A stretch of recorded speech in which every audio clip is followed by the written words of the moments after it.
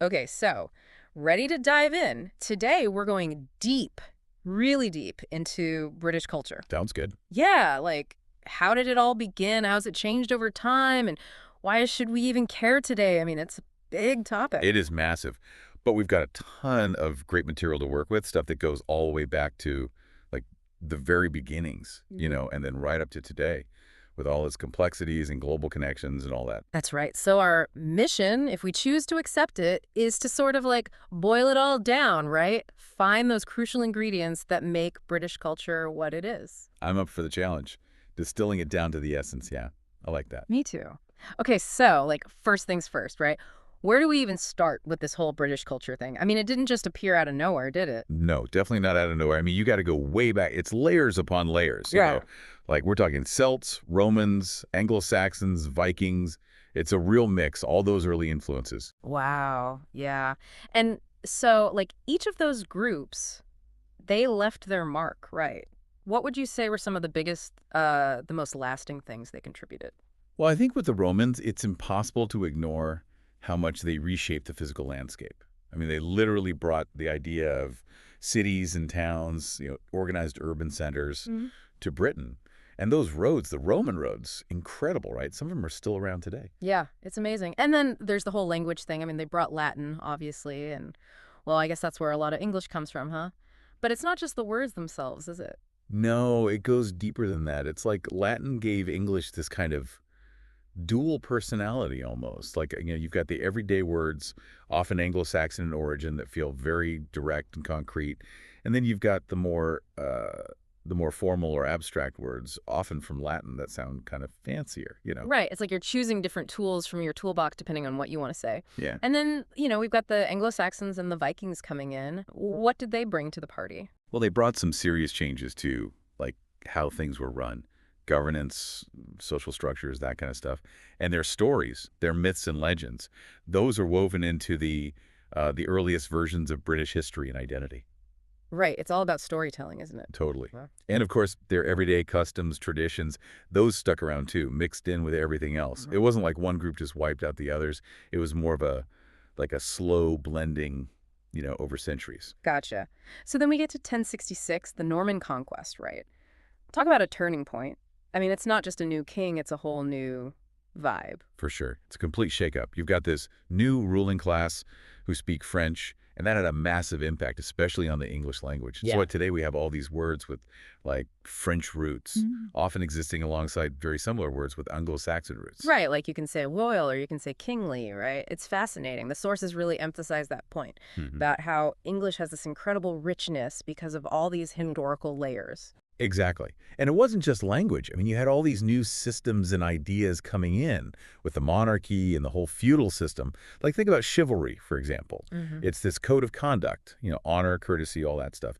It's very much a product of that era. So are you saying chivalry is making a comeback? Uh-huh. Well, maybe not in the full medieval sense, Yeah. but it's interesting how some of those ideas, about fairness and individual rights have sort of echoed down through the centuries, right? And even things like heraldry, those coats of arms and symbols, they have their roots in that medieval period. It's all connected. It is all connected. And you can see how, like, even though the world's changed so much, some of those core ideas about justice, order, all that, they still resonate today. Totally. And then, things start to shift again as we move into the Renaissance. It's like people are rethinking everything, questioning the old Right. ways. It's like a huge intellectual and artistic explosion.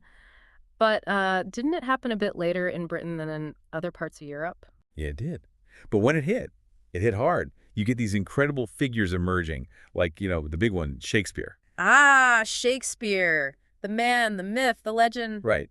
He didn't just write plays. Yeah. He basically reshaped the English language. Yeah. I mean, so many of the phrases we use every day, we owe them to Shakespeare. Green-eyed monster, wear your heart on your sleeve, all that. It's amazing how much he's still with us, right? And Um, it's not just the language. I mean, his plays, they're still performed all over the world. He was exploring like the deepest parts of human nature, stuff that's timeless. Totally. He was a genius at understanding human emotions, the whole spectrum, Yeah. and the way he captured the complexities of society, those power dynamics, the struggles, the love, the humor. It's all there. So true. Okay, so after this burst of creativity, we head into the Enlightenment, right?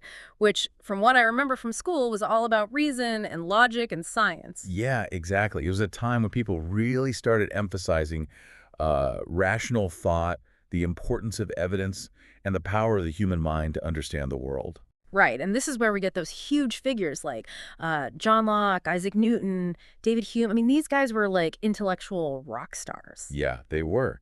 And their ideas had a huge impact, not just in Britain, but all over. Like Locke's ideas about government, the whole concept of individual rights, that stuff's in the U.S. Declaration of Independence. Wow, that's a pretty big legacy. Right. And Newton, I mean, he basically rewrote the rules of physics.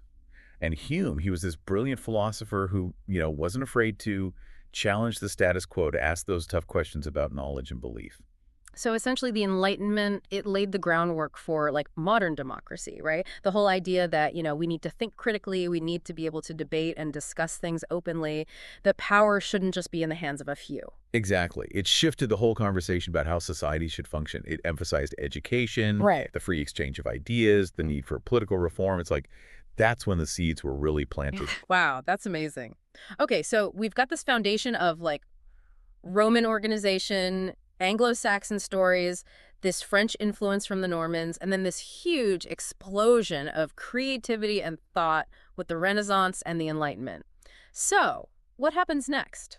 Well, things take a pretty dramatic turn with the Industrial Revolution, right? It was the 18th and 19th centuries, and it completely transforms British society. I mean, it's like the biggest shift since, well, maybe since the Romans. The sources really emphasize that point about how it was this massive upheaval. Right. You've got all these new technologies emerging, factories springing up, and people are moving from the countryside to the cities in huge numbers looking for work. Right, so it's not just about machines and factories, it's a whole new way of life, a new culture. Absolutely. The cities become these centers of like industry and innovation, but also of, poverty and social problems.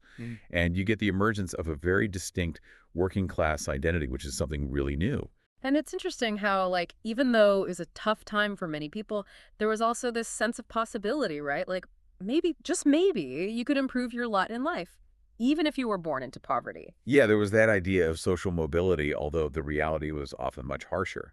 It's also worth noting that this all happens during the Victorian era, which was known for its strict moral code, right? So Yeah. you've got this tension between like rapid industrialization and these very traditional values. It's like they were trying to hold on to the old ways while everything was changing around them. Yeah, exactly.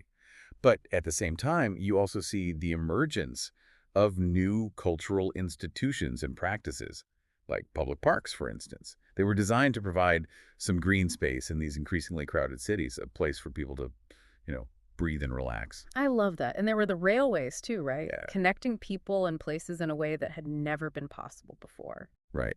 And libraries and museums become more common, so more people Yeah. have access to knowledge and culture. Mm. And with education reforms, literacy rates go up, which means people can engage with ideas in new ways. It's a really dynamic period. It's like everything's in flux. And this is also when we see the rise of like popular literature, right? Things like, Charles Dickens, those serialized novels that everyone was reading. Dickens. He was a master at capturing the spirit of the age. I mean, his novels weren't just entertainment, they were social commentary. They exposed the injustices of the time, gave voice to the voiceless. And the fact that they were serialized, that people had to wait week after week for the next installment, it created this shared experience, right? It's like everyone was talking about the same story, living it together. Totally. It was like the social media of its day, in a way. Yeah. And speaking of global connections, this is all happening as the British Empire is expanding, right? So you've got this incredible flow of people and ideas and goods Mm. between Britain and its colonies. Right, and that had a huge impact on both sides, didn't it? I mean, obviously, we can't ignore the dark side of colonialism, the exploitation, the injustices. The sources are very clear about that. Absolutely. But at the same time, there was this undeniable cultural exchange happening, however uneven it might have been. British culture was exported all over the world, the English language, legal systems, education models, but it wasn't just one way. Right, things are flowing back to Britain too, right? I mean, food is a great example. Think about curry. It's become a staple of British cuisine, but Yeah. it originated in India. It's the perfect symbol of that cultural fusion. And it's Right. not just food. You see it in music, fashion, language, all sorts of ways. That's how we end up with the multicultural Britain we see today, which is this amazing blend of tradition, and global influences. Yeah, it's one of the things that makes Britain so interesting. It's a country that's like steeped in history, but also constantly evolving, incorporating new elements from all over the world. Yeah, and that's especially evident in cities like London. I mean, the diversity there is incredible. The languages you hear, the food you can eat, the festivals celebrating different cultures. It's a real melting pot. Okay, so then we move into the 20th century, which, well, let's just say it wasn't exactly a quiet time. The two world wars, they had a huge impact on everything, right? Absolutely. Those wars, they reshaped everything. Yeah. Social structures, gender roles, even how people thought about themselves as Britons. Like during World War II, you had women taking on all these roles that had traditionally been seen as men's work, working in factories, keeping the country running. It changed the whole conversation about what women were capable of. Right. It was a really pivotal moment for women's rights. And after the war, you get the creation of the welfare state with the NHS, the National Health Service, and big changes to public education. It's like there was this sense that, after all that hardship, things needed to change, that everyone deserved a chance at a decent life. Yeah, it was a real turning point in terms of social progress.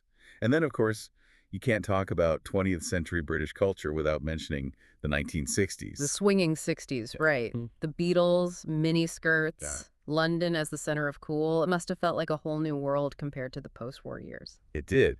It was this explosion of creativity and rebellion. Hmm. Young people were challenging the old ways, demanding change, and they were doing it through music, fashion, art. It was a cultural revolution. And then, a few years later, you get punk rock, which was like a whole other kind of rebellion. It was raw, it was angry, it was about shaking things up. It's fascinating how these different cultural movements, they kind of reflect what was happening in society as a whole. Right. It's like art imitating life, or maybe the other way around. And so here we are in the 21st century with all this history behind us. And, well, what's the verdict? What does British culture look like today? It's like a kaleidoscope, right? It's this crazy mix of tradition and modernity and global influences. Yeah, and the sources really highlight that mix. I mean, you've still got the royal family, which is this symbol of like continuity in history. But then you've also got this thriving tech scene, incredible music, amazing fashion, and these incredibly diverse cities where, it feels like anything is possible. It's like this constant tension between like looking back and moving forward, right? And British TV and film, they've got this huge global reach. I mean, everyone's watching Downton Abbey, everyone knows James Bond. It's a way for people all over the world to connect with British culture and all its different forms. Yeah, and British literature is still going strong, with authors like Zadie Smith and Hilary Mantel winning prizes and pushing boundaries. And then you've got social media, which is this whole other landscape for cultural expression. People like Banksy, they're using art to make political statements, to get people thinking. It's like art is everywhere, not just in Yeah. galleries. And then you've got the language itself, which is always evolving, picking up new words, new slang. It's kind of mind-blowing when you think about how much it's changed since, like the Anglo-Saxons. Right. And it's still changing. Yeah. But, no culture is perfect. Britain's got its fair share of challenges like racism, inequality, political divisions. Those things are real. Yeah. The sources don't shy away from that stuff. And of course, there's Brexit, which has really, like, thrown a wrench into things, hasn't it? It's raised all these questions about, what does it even mean to be British in today's world? What does the future hold? Right. It's like this moment of reckoning almost. But I think that's also what makes British culture so interesting. It's not afraid to grapple with these tough issues. It's constantly adapting, reinventing itself. It's got this resilience. Yeah, there's a toughness there, a grit. It's like they've been through a lot, wars, revolutions, social upheavals, and they've come out the other side. And they're still like a major force on the world stage, whether it's through their universities, their fashion, their music, their ideas. Yeah, they've got that global reach. And let's be honest, there's something about that British accent that just like captivates people. Uh-huh. Yeah, maybe it's the whole like politeness thing, even when they're being sarcastic. Could be. So I think what we've learned from this deep dive is that British culture, it's not a fixed thing. It's this constantly evolving mix of influences, some ancient, some modern, some homegrown, some from all over the world. And it's that mix, that constant interplay that makes it so fascinating. Yeah, it's a story about tradition and change, about how a culture can hold on to its roots while also embracing the new, the different. And it's a story that's still being written. What's going to happen next? Who knows? But it's going to be interesting to watch. Definitely. And it makes you think, doesn't it? about how our own cultures, our own identities are shaped by all these different forces. I mean, think about the music you listen to, the clothes you wear, the stories you love. Where did those things come from? How did they end up becoming a part of who you are? It's a good question. It's like we're all part of this big, messy, beautiful tapestry. We're all influenced by each other, whether we realize it or not. So, yeah, maybe that's the takeaway, right? Go out there and explore those connections. Think about your own cultural journey. It's a deep dive in itself. Absolutely. Well, that was a lot to take in. It was. It was great. I think we covered a lot of ground. I think so too. Until next time. I'll be here.